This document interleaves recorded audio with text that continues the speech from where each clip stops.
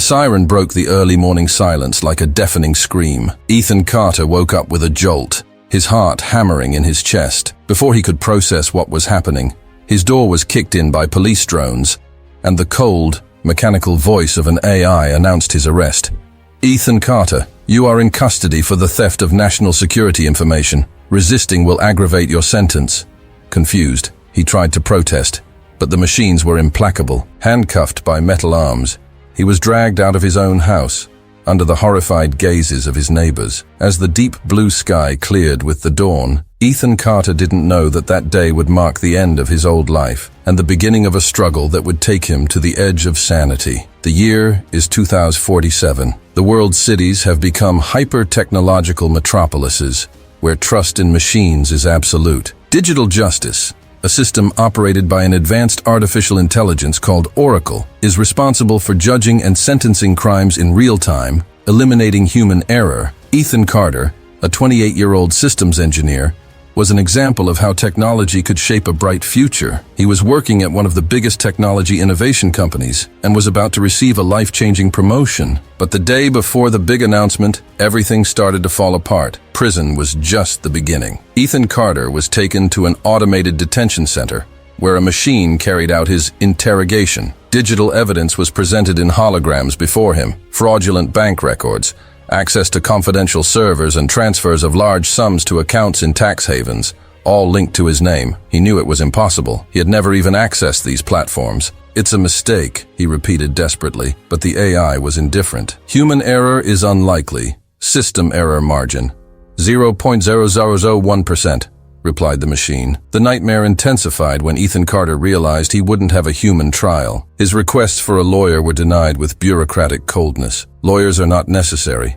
The system is infallible. He was alone against a force that no one else dared question. His attempts to communicate with family or friends were intercepted, leaving him completely isolated. As the hours turned into days inside that windowless cell, the only thing that filled the silence was his growing determination to prove his innocence. But how to do it against a system that no one could bring down? The world outside was beginning to react too. Ethan Carter became news on every channel, described as the hacker of the century. The sensationalist media spread distorted information, painting him as an unscrupulous criminal.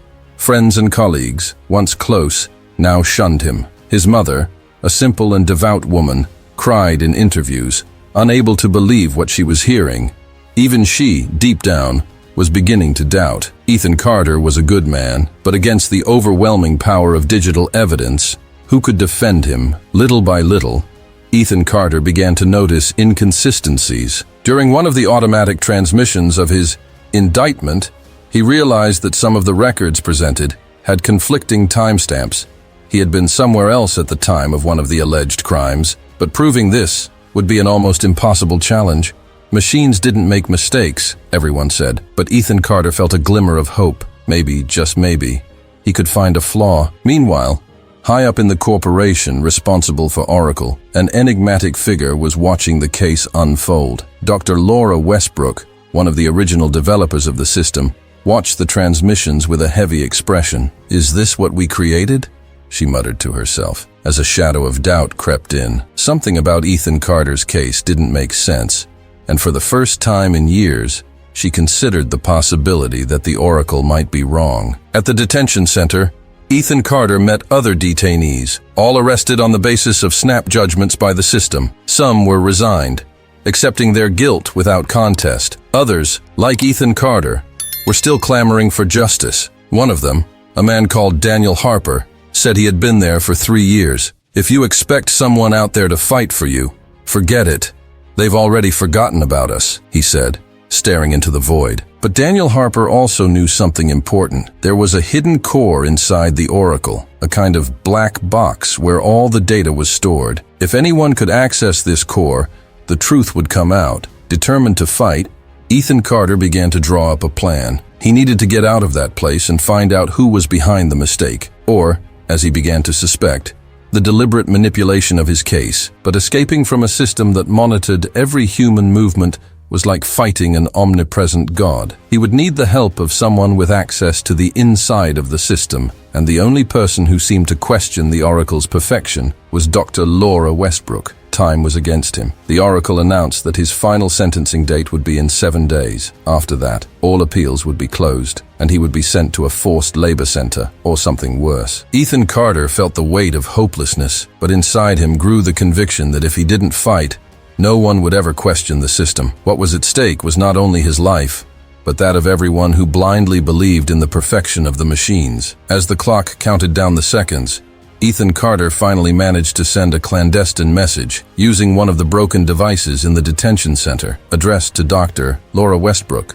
The message said only, "You know the Oracle can be wrong. Prove it before it's too late." Ethan Carter was on the verge of a breakdown. Time inside the automated cell seemed to stagnate, but his mind worked incessantly. He kept telling himself it was a mistake, but the evidence the Oracle presented haunted him like an echo. Bank records, access logs, encrypted messages that were supposedly his. As the days dragged on, he realized that the fight for survival was more than physical. It was a battle against the very idea that the system never made mistakes. Outside, the narrative around Ethan was gaining alarming proportions. Sensationalist newspapers labeled him a fallen genius, while social media was divided between supporters and those demanding his exemplary punishment. Among them, Laura Westbrook, one of Oracle's main developers, began to receive anonymous messages saying, "If he's guilty, why are you hesitating?" These anonymous messages activated a sense of unease in her. She knew the system was robust, but she also knew its vulnerabilities. In the detention center, Ethan began to talk more with Daniel Harper, a former data analyst imprisoned on similar charges. Daniel believed that there was something much more sinister behind Oracle's arrests. "Do you think the system makes mistakes, Ethan?" "No, someone is programming these errors.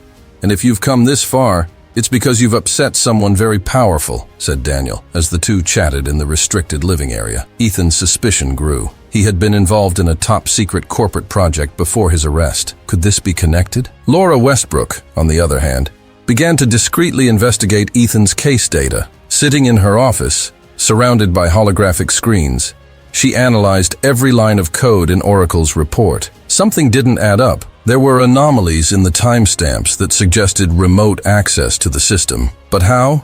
The Oracle was considered inviolable. If her suspicion was correct, she would be dealing with internal sabotage, or worse, a conspiracy. Meanwhile, Ethan continued to put together an escape plan. He knew that his only chance was to access the Oracle's core, where all the information was stored, but the area was protected by surveillance drones and heavily reinforced walls. Daniel suggested a dangerous approach. There's a rumor that the Oracle's central servers have a physical flaw, an offline terminal that can only be accessed manually, but no one has been able to get close without being caught. The days passed quickly, and Ethan's sentence drew closer. He knew he needed to make contact with Laura Westbrook before being transferred to a place of permanent confinement. Using the fragments of a broken device found in the detention center's electronic waste, he managed to access an encrypted channel and send her a desperate message. "You know the flaws of the Oracle. If anyone can prove my innocence, it's you." Laura received the message while she was at home late at night. She hesitated. Responding meant violating protocols and potentially putting her own career and life at risk. But something in the data she had analyzed didn't leave her alone. What if Ethan was telling the truth? Driven by doubt, she replied, "Prove there's something wrong, and I'll help you. But I'll only get one chance to access the core." From that moment on, a strange alliance began to form. Laura began to use her position to access the Oracle's most confidential data. At the same time, she needed to act with extreme caution, as any suspicious move could alert the system administrators or whoever was manipulating the trials. Meanwhile, Ethan and Daniel were plotting their escape. Based on snippets of information Daniel had about the detention center's vulnerabilities, at the other end of the spectrum, a mysterious figure was watching events unfold. Gregory Sloan, Oracle's head of cybersecurity, had received alerts that someone was trying to access the core's data. He knew it was no coincidence. Sloan was a man who believed in the absolute power of control, and any threat to the system was dealt with brutally. "If Westbrook continues, she'll become a problem," he told a subordinate, activating surveillance protocols on her. The siege was closing in. Ethan knew that his window of opportunity was small. Laura felt the weight of the choices she was about to make, and Gregory Sloan was determined to protect the Oracle's secrets at any cost. Meanwhile, the world continued to watch. completely oblivious to the fact that an error in the system could be the tip of an iceberg that would destroy trust in the entire digital justice model. Ethan Carter knew that time was running out. Every day, the robotic voice of the system announced the progress of his automatic trial, an incessant reminder that his sentence was about to be finalized. At the same time, Daniel Harper became a kind of mentor to Ethan, sharing knowledge about how detention centers operated. This place isn't just designed to lock you up. It's designed to erase you from the memory of the people outside, Daniel explained, his tone laced with bitterness. Daniel's words rang true, since, to the world, Ethan was nothing more than a traitor. Meanwhile, Laura Westbrook continued to explore the Oracle's secret archives. The anomalies she found began to form a disturbing pattern. There were an increasing number of cases where data seemed to have been modified or entered manually, something that should be impossible in a fully automated system. She finally accessed a restricted section of the system and found a file marked with the coding Progetto N2, an acronym she didn't recognize. On opening the document, she discovered information linking several prisons, including Ethan's, to a corruption scheme involving senior government figures and technology companies. This discovery was like a bombshell. Laura began to realize that the Oracle, far from being infallible, was being used as a weapon to eliminate or silence those who posed some kind of threat. The connection with Ethan became clear. He was about to complete a revolutionary encryption project that would render much of the corporate security system obsolete. They don't just want to silence Ethan, they want to destroy his reputation so that no one trusts what he's created, muttered Laura, feeling the weight of the revelation. In the detention center, Ethan and Daniel put their plan into motion. Using the small devices they had smuggled in and assembled, they managed to short-circuit the surveillance system in their wing. For a few precious minutes, the cameras and drones went offline. "We've only got one shot," said Daniel, leading Ethan through the labyrinthine corridors. The aim was to reach the technical area where the local core servers were housed. If they could access the data there, they could find evidence to challenge their sentences. But the path was dangerous. Before they could advance, they were confronted by a reactivated security drone. The machine set off deafening alarms, forcing Ethan and Daniel to hide in a maintenance room. "We don't have time to hesitate," said Ethan, his heart racing. "If we stand still, we're dead." Daniel agreed and improvised a trap with the materials in the room. When the drone entered, they managed to disable it momentarily and move on, but the chase had already begun. Outside, Laura decided that she could no longer just watch. She sent Ethan a message via the encrypted channel, detailing her findings. "You were the target of a conspiracy.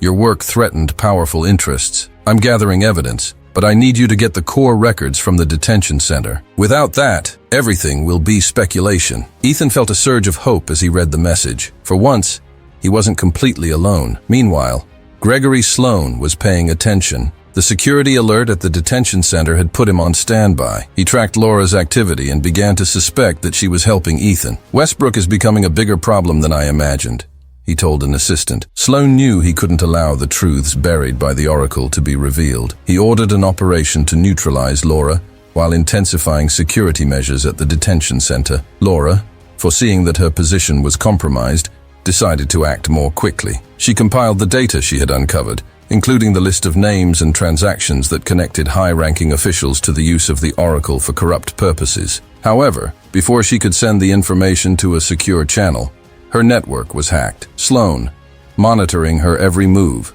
cut off her access and sent agents to intercept her. Laura barely had time to escape, taking with her only a USB stick containing crucial data. Inside the detention center, Ethan and Daniel finally reached the core room. The room was protected by an armored door that required an access code. Using Daniel's knowledge, they managed to overload the system and get inside. In front of them was the Oracle's offline terminal, a huge machine with pulsating lights and intertwined wires. It was the first time Ethan had seen what he believed to be the heart of the system that had ruined his life. But before he could access the information, alarms sounded again. Security was on its way. While Ethan worked feverishly at the terminal, Daniel blocked the entrance with everything he could find. "You've got 5 minutes, Ethan. Make it count." With trembling fingers, Ethan accessed the records and found something shocking, a hidden directory with documents that incriminated Gregory Sloan and others involved. The data proved that the error was not the systems, but human manipulation. Ethan barely had time to transfer the information to a device before the security drones broke down the barricade. With his heart racing and his future at stake, he shouted, We've got what we need. Now run." Ethan and Daniel ran through the narrow corridors of the detention center, listening to the metallic sounds of the approaching security drones. With the device containing the evidence clutched tightly in his hand, Ethan felt the weight of responsibility.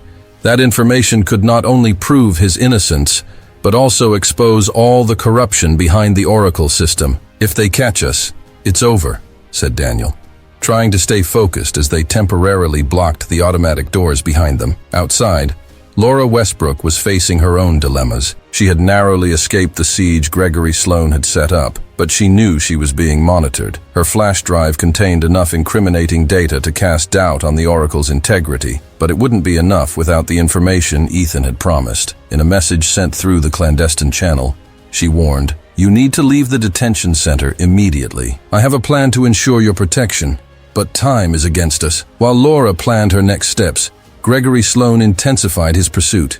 He knew that Laura was now the biggest weak link in the system. Using the surveillance network, he tracked her latest communications and realized the link to Ethan. "If she finds a way to free him, our operations will be at risk," said Sloan, calling in a task force to intercept any escape attempts. He also began to suspect that there was a mole on his own team, someone who was helping Laura in the shadows. Ethan and Daniel finally reached a ventilation area that could lead them out of the detention center. However, the passage was narrow and dangerously unstable. Daniel insisted that Ethan go first, but as they climbed, the sound of drones and agents echoed down the corridor. "We can't hesitate now," said Daniel, but fate seemed to have other plans. A controlled explosion from the security agents hit part of the duct, and Daniel was knocked down. Before Ethan could help him, Daniel shouted, "Go on, Ethan. Finish what we started." Ethan fled, but not without a deep wound in his heart. Daniel, the only ally he had inside the detention center, had sacrificed his freedom, perhaps even his life, to ensure that Ethan could take the evidence forward. Outside, he found a clandestine vehicle that Laura had arranged. The driver, a man called Miles Everett, was a former colleague of Laura's and seemed familiar with risky missions. "She says you're important, so make it count," said Miles, as he sped away from the facility. As they fled, Ethan reviewed the data on the device he had collected. The information wasn't just evidence of manipulation. It was evidence of a clandestine program called Project Nexus, which allowed the selective manipulation of Oracle trials. Large corporations and politicians used the system to eliminate opponents or secure strategic advantages. Ethan's shock was immediate. He realized that he wasn't just a victim of circumstance. He was a direct threat to the power of those who controlled the system. Laura, now holed up in a remote location, managed to connect with Ethan for the first time via a secure video call. "Do you have the evidence?" she asked, panting, as she checked that she wasn't being tracked. Ethan nodded and shared what he had discovered. Laura was silent for a moment before replying, "If this is exposed, the whole Oracle system could collapse, but you understand what that means, right? Chaos, revolt. They'll do anything to stop us." Ethan knew he was about to face something much bigger than he had imagined. While Ethan and Laura coordinated their next steps, Gregory Sloan began to realize the gravity of the situation. He called an emergency meeting with key figures in Oracle's administration, warning that confidential information had been compromised. "If they manage to release this data, our control over the system will be destroyed," he said, his voice laden with tension. The decision was unanimous. Ethan Carter had to be eliminated before the evidence reached the public. Laura and Ethan decided to act quickly. They knew they needed a reliable means of disseminating the information,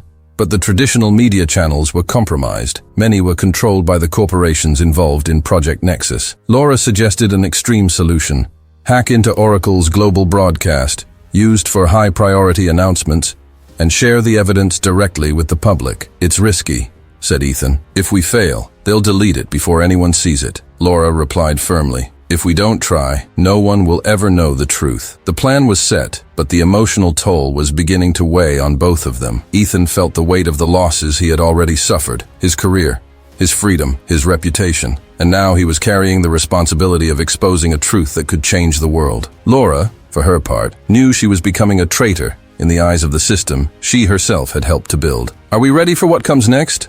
asked Ethan, before they prepared for what could be their last mission. Laura answered with a determined look. "No one ever is, but that doesn't mean we shouldn't try." The night was tense. Ethan and Laura finally reached the place where the Oracle's global transmission was controlled, a heavily guarded communications tower in the heart of the city. The building, imposing and gleaming with holograms of advertisements floating around it, seemed unreachable. "They want Oracle to be seen as untouchable," said Ethan as he watched the drones patrolling the perimeter. "Today we're going to prove that even a giant can fall," replied Laura, adjusting an improvised hacking device. Meanwhile, Gregory Sloan was monitoring suspicious activity. He had tracked Laura's movements to the outskirts of the tower and was prepared for any hacking attempt. He ordered rapid response units to be sent to the area, increasing security. Sloan couldn't let the slightest chance of exposure slip away. "If they manage to break into the transmission, it'll be the end," he muttered, adjusting his own interface to take direct control of the tower's defenses. Ethan and Laura advanced cautiously,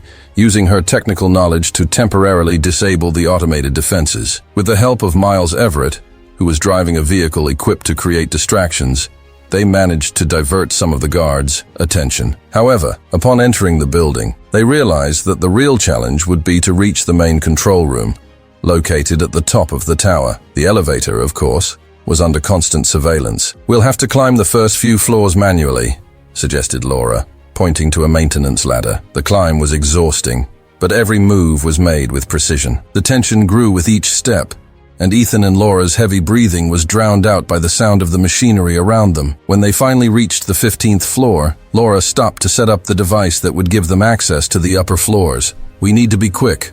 By now, Sloan knows we're here," she said, and she was right. The moment the system detected unusual activity, Sloan triggered a total lockdown of the building. "No one goes in or out," he ordered. When they reached the control floor, Ethan and Laura were confronted by a security team armed with automated weapons. "No way out," said one of the agents.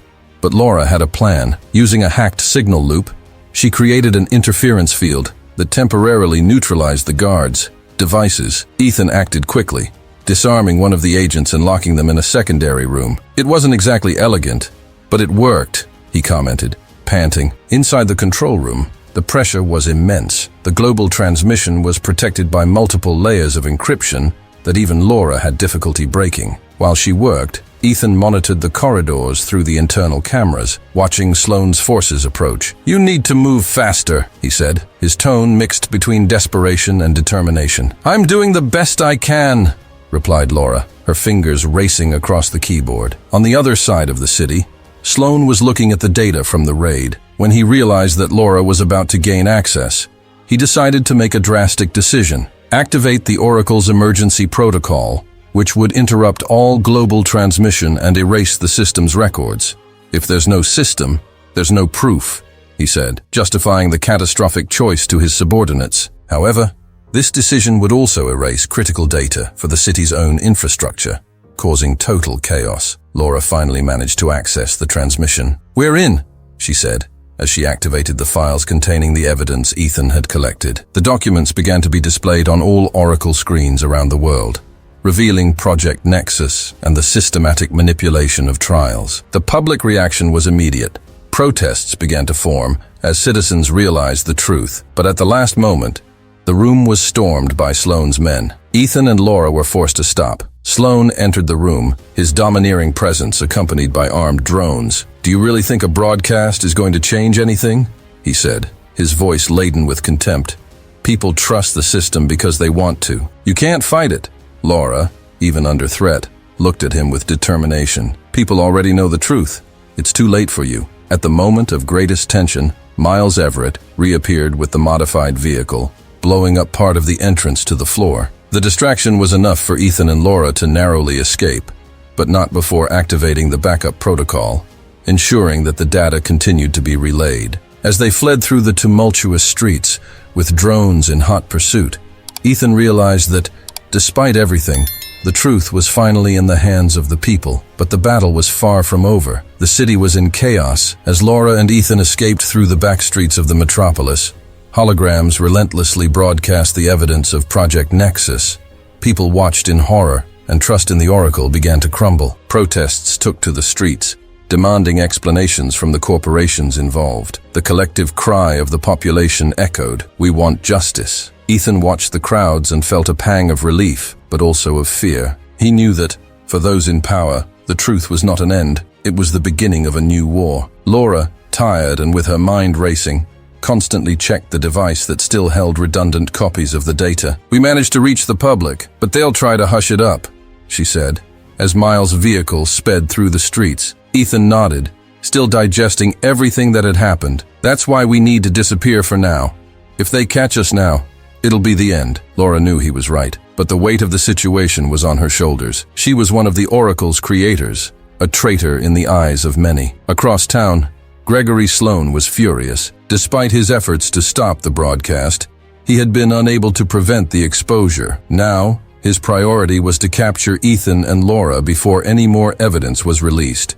He activated a special unit to pursue them, ordering that there be no margin for error. "They think they've won. Let's show that we still control the system," he said, his tone implacable. Ethan and Laura found temporary refuge in an abandoned warehouse on the outskirts of the city. Miles said goodbye quickly, knowing that continuing with them would be too dangerous. Before leaving, he handed them a device with reliable contacts who could help them. "If you need to disappear, use this. Good luck," he said, disappearing into the darkness. Ethan felt a silent gratitude for the man who had risked so much for them. "There are still good people," he commented, more to himself than to Laura. As they rested, Ethan reflected on everything he had lost and everything that was still at stake. "I didn't want that," he said, looking at Laura. "I just wanted to live my life, do my job. Now I'm a public enemy." Laura, sitting next to him, replied firmly, "You didn't choose this, but you're here because you have something that many don't.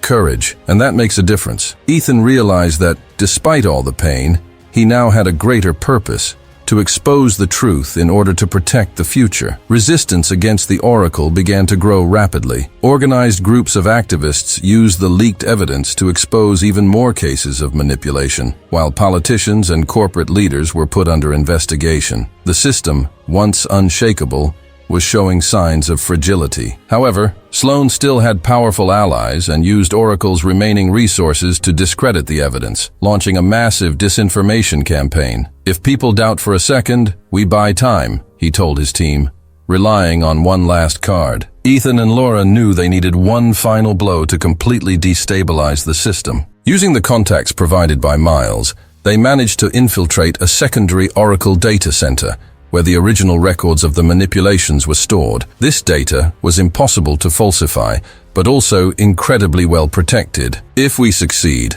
there will be no doubt," said Laura. "But if we fail," Ethan added, "we won't fail. We can't." The raid was the riskiest operation they had ever carried out. With the guards and drones on high alert, every step seemed like a test of life and death. At the crucial moment, Laura managed to access the records, but her location was detected. A response team led by Sloan arrived on the scene, forcing Ethan to create a distraction to give Laura more time. "I'll hold them off. Finish the job," he said, running down the corridors and luring the agents away. Laura managed to transfer the data to a decentralized network, ensuring that it could no longer be deleted. As she escaped through the maintenance tunnels, she heard the sounds of gunfire and drones firing after Ethan. When she finally found him, he was wounded but alive. "I thought you weren't going to leave me here," he joked, despite the pain. "Never," Laura replied, helping him walk as they fled. The data was released en masse, bringing down the corrupt leaders who controlled the Oracle.